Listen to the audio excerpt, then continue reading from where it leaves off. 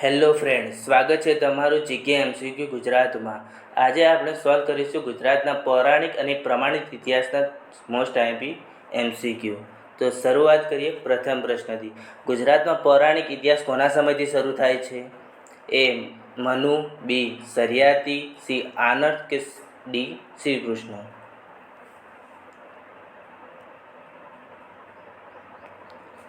જવાબ છે સરિયાતી. સુકન્યા અને ચવન ઋષિના પુત્ર કોણ હતા? એ દધીચિ ઋષિ, બી વિશ્વામિત્ર ઋષિ, સી રૈવત કે ડી દુર્વાસા ઋષિ?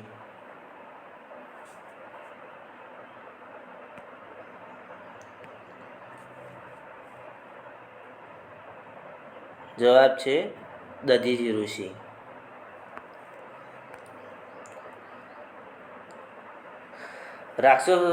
રાક્ષસોના સંહાર માટે વજ્ર બનાવવા માટે કયા ઋષિએ પોતાના અસ્થિ આપ્યા હતા? એ ઇન્દ્ર, બી દધીચિ ઋષિ, સી કપિલ મુનિ કે ડી સાંદીપની ઋષિ?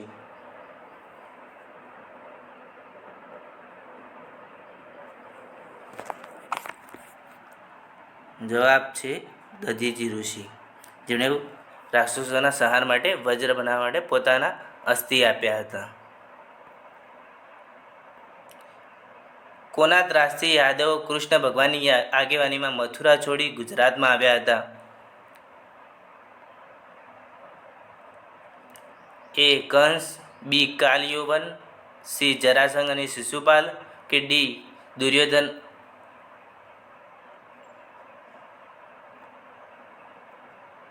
જવાબ છે જરાસંઘ અને શિશુપાલ.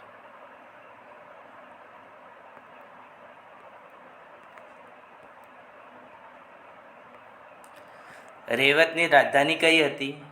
એ કુશસ્થળી, બી વડનગર, સી સોમનાથ કે ડી દ્વારકા?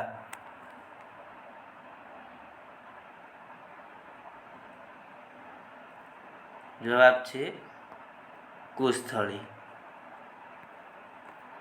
રેવતીકુંડ ક્યાં આવેલું છે? એ દ્વારકા, બી પોરબંદર, સી ગીર સોમનાથ કે ડી જુનાગઢ?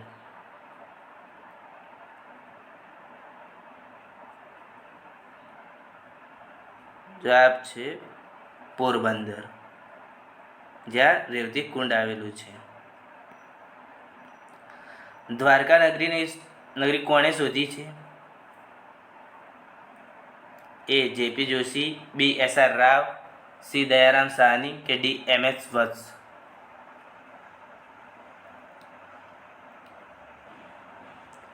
જવાબ છે એસઆર રાવે, જેને દ્વારકા નગરી શોધી છે.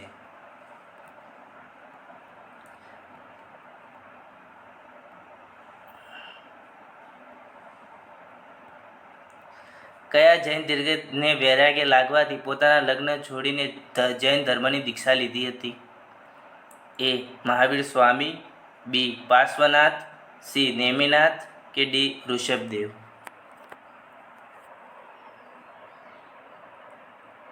જવાબ છે નેમિનાથ. નેમિનાથ કયા નંબરના તીર્થંકર છે? તો 22મા નંબરના. જ્યારે મહાવીર સ્વામી 24મા અને પાર્શ્વનાથ 23મા અને ઋષભદેવ પ્રથમ નંબરના ઋષિ છે જૈન ધર્મના તીર્થંકર. દધીચિ ઋષિનો આશ્રમ કઈ નદીના કિનારે હતો? એ સાબરમતી, બી નર્મદા નદી, સી સરસ્વતી નદી કે ડી પુષ્પાવતી નદી? જવાબ છે સાબરમતી નદી. ગિરનારનું પ્રાચીન નામ નીચેમાંથી કયું છે? એ ઉજ્જૈન તક, બીજું ઉજ્જૈન ગિરી, સી રેવંત તક કે ડી ઉપરના તમામ?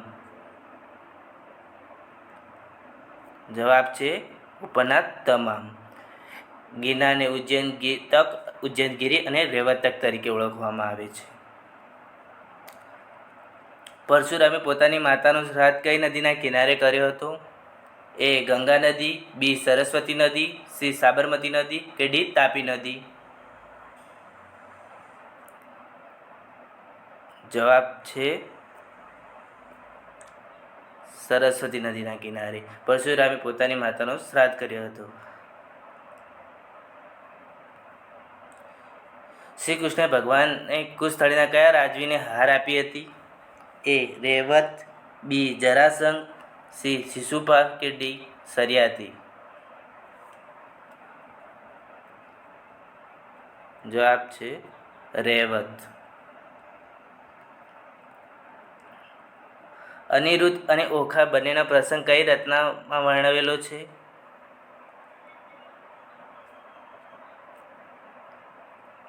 એ મુસળ પર્વ, બી મહાભારત, સી નાગદમન કે ડી ઓખાહરણ? જવાબ છે ઓખાહરણ. આ ઓખાહરણ કયા માસમાં ગાવામાં આવે છે? તો ચૈત્ર માસમાં ગાવામાં આવે છે. શ્રી કૃષ્ણ ભગવાનની મુખ્ય પટરાણીઓ કેટલી હતી? એ 6, બી 7, સી 8 કે ડી 9?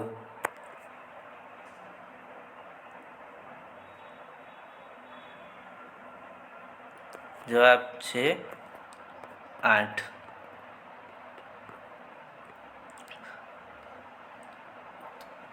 પૌરાણિક અનુસૂચિ મુજબ શ્રી કૃષ્ણ દ્વારા કઈ જગ્યાએ 3 રાણીઓ સાથે વિવાહ કરવામાં આવ્યા હતા?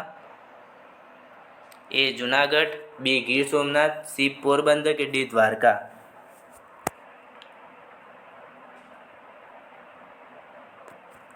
જવાબ છે પોરબંદર. પોરબંદર ખાતે શ્રી કૃષ્ણએ 3 રાણીઓ સાથે લગ્ન કર્યા હતા: રૂકમણી, સત્યભામા અને જાંબુવતી. શ્રી કૃષ્ણ અને તેમના મિત્ર સુદામા બંને કયા ઋષિના આશ્રમમાં અભ્યાસ કરતા હતા? એ સાંદીપની ઋષિ, બી દુર્વાસા ઋષિ, સી વિશ્વામિત્ર ઋષિ કે ડી કણાદ ઋષિ? જવાબ છે સાંદીપની ઋષિ. સાંદીપની ઋષિના એકાંતે શ્રી કૃષ્ણ અને સુદામા બંને અભ્યાસ કરતા હતા. શ્રી કૃષ્ણ ભગવાન સારથી કોણ હતા? એ અર્જુન, બી બલરામ, સી દારૂ કે ડી વિજયસિંહ?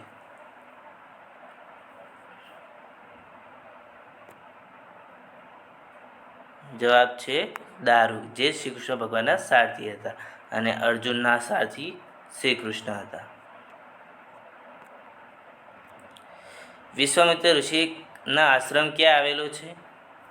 એ જુનાગઢ, બી પાવાગઢ, સી વડનગર કે ડી સિદ્ધપુર?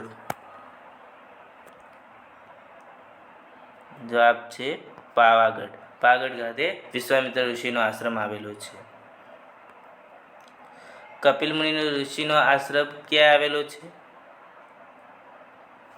એ જુનાગઢ, બી પાવાગઢ, સી વડનગર કે ડી સિદ્ધપુર? જવાબ છે સિદ્ધપુર. સિદ્ધપુર ખાતે કપિલ મુનિનો આશ્રમ આવેલો છે. દુર્વાસા ઋષિનો આશ્રમ ક્યાં આવેલો છે?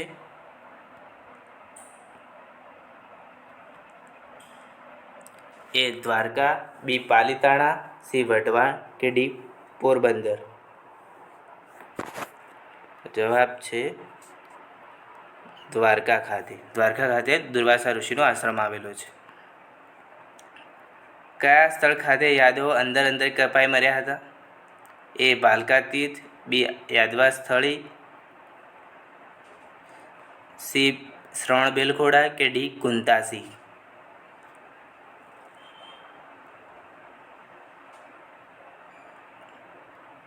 જવાબ છે યાદવા સ્થળી, જે યાદવો અંદર કપાઈ મર્યા હતા. ગુજરાતમાં કયા કાળ દરમિયાન ગુજરાત પ્રદેશ તરીકે ઓળખાતું હતું? એ મૈત્રક વંશ, બી મૌર્ય વંશ, સી ગુપ્ત વંશ કે ડી સોલંકી વંશ? જવાબ છે સોલંકી વંશ. સોલંકી વંશના દિવસે ત્યારે ગુજરાત તરીકે ઓળખવામાં આવ્યું. મોઢેરા આજુબાજુનો પ્રદેશ કયા નામથી ઓળખાય છે? એ હાટકેશ્વર, બી કુમારિકા ક્ષેત્ર, સી ભૃગુ ક્ષેત્ર કે ડી ધર્મારણ્ય ક્ષેત્ર? તો જવાબ છે ધર્મારણ્ય ક્ષેત્ર તરીકે ઓળખવામાં આવે છે. લંકાની લાડી અને ઘોઘાનો વર આ કહેવત ઘોઘાના કયા રાજકુમારની વાત કરવામાં આવ્યો છે? એ અજયસિંહ, બી વિજયસિંહ, સી અજયપાલ કે ડી ત્રિભુવનપાલ? જવાબ છે વિજયસિંહ.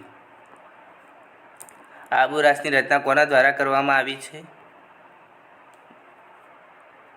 એ બિલ્હણ, બી કલ્હણ, સી પાલ્હણ કે ડી જલ્હણ?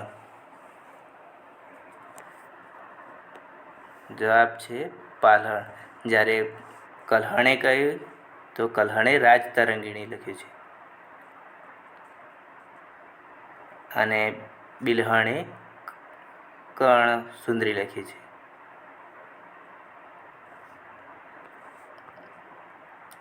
ગુજરાતમાં પ્રમાણિત ઇતિહાસ કયા વંશથી શરૂ થાય છે? એ મૌર્ય વંશ, બી ગુપ્ત વંશ, સી ચાવડા વંશ કે ડી સોલંકી વંશ? જવાબ છે મૌર્ય વંશ. મૌર્ય વંશથી ગુજરાતનો પ્રમાણિત ઇતિહાસ એટલે કે દસ્તાવેજી ઇતિહાસ શરૂ થાય છે. જેના પુરાવા મળે એને કહેવાય પ્રમાણિત ઇતિહાસ. અર્થશાસ્ત્રની રચના કોના દ્વારા કરવામાં આવી છે? એ ચાણક્ય, બી કૌટિલ્ય, સી વિષ્ણુગુપ્ત કે આપેલ તમામ?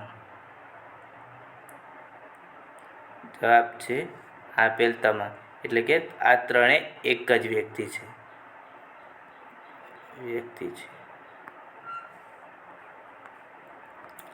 મૌર્ય વંશના ગુજરાતમાં વડું મથક કયું હતું? એ વલભી, બી અણહિલપુર પાટણ, સી ગિરિનગર કે ડી અમદાવાદ? જવાબ છે ગિરિનગર. મૌર્ય વંશનું ગુજરાતનું વડું મથક ગિરિનગર હતું. ચંદ્રગુપ્ત મૌર્યનો કયો દૂત આવ્યો હતો?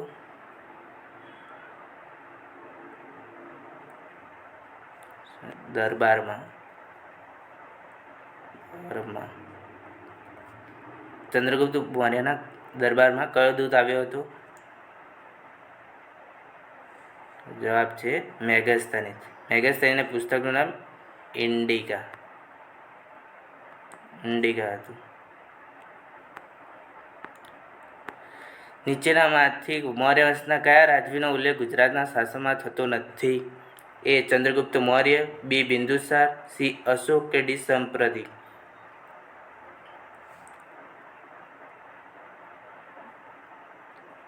જવાબ છે બિંદુસાર. કેમ કે ચંદ્રગુપ્ત મૌર્ય સુદર્શન તળાવ સાથે જોડાયેલો છે. અશોક તેના અશોકના શિલાલેખ સાથે જોડાયેલો છે. જ્યારે સંપ્રતિ એની ગિરિનગર સાથે જોડાયેલો છે. ચંદ્રગુપ્ત મૌર્ય કયો ધર્મ અપનાવ્યો હતો? એ જૈન ધર્મ, બી બૌદ્ધ ધર્મ, સી આજીવન સંપ્રદાય કે ડી શૈવ ધર્મ? જવાબ છે જૈન ધર્મ. જ્યારે અશોકે બૌદ્ધ ધર્મ અપનાવ્યો હતો અને બિંદુસારે આજીવન સંપ્રદાય.